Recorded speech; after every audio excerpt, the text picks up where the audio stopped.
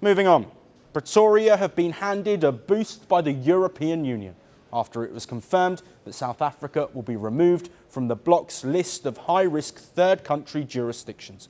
And the shift could have significant implications for South Africa's economy. Let's provide some context. The list marked South Africa as a high-risk nation for financial crime. Being on it meant more rigorous and intrusive checks, increased documentation requirements, continuous monitoring, and management approval for transactions between EU nations and South Africa. These measures added friction to financial transactions and flows, impacting trade, payments, and investment. The removal follows South Africa's delisting from the Financial Action Task Force grey list in October. This came after more than 2 years of greater economic scrutiny. So why have these financial monitors been lifted? Well, South Africa was highlighted for deficiencies in combating money laundering and terror finances, but has in recent years worked extensively on reforms, improving the investigation and prosecution of financial crimes, while enhanced transparency has significantly boosted investor confidence and eased international transactions. South African authorities have welcomed the EU decision, but say that further work is still needed.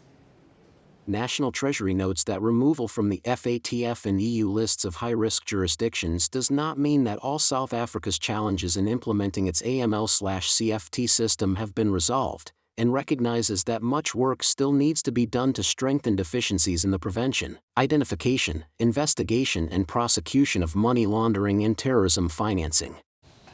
And it is not just South Africa who have been handed this boost by the European Union. Burkina Faso, Mali, Mozambique, Nigeria and Tanzania have also been omitted from the high-risk list. But for South Africa, the continent's largest economy, this comes at a hugely pivotal moment. Heightened tensions with the US following Donald Trump's return to power have hit South Africa's economy harder than most. A 30% tariff was imposed on Pretoria by Washington, impacting South African exports arriving in the US. And then there is the African Growth and Opportunity Act, or AGOA, which expired in September last year. It provided duty-free access to US markets for eligible sub-Saharan African countries on almost 2,000 products.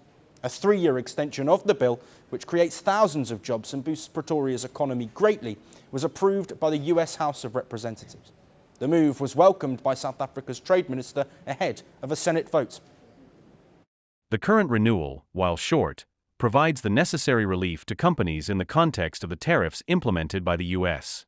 This will give certainty and predictability for South African and US businesses that rely on the program. But South Africa's AGOA inclusion has been under question, with the US officials raising concern over Pretoria's close relationships with BRICS nations, specifically Russia and China. Trump has threatened BRICS nations with an extra 10% tariff for what he called anti-American policies. So South Africa is in a tough position. Slow economic growth, an ongoing tussle with the US, and trade uncertainties. But this EU recognition is one step in a positive direction, and recognition of the government's work to tackle financial crime. The world doesn't fit in boxes, so why should your news?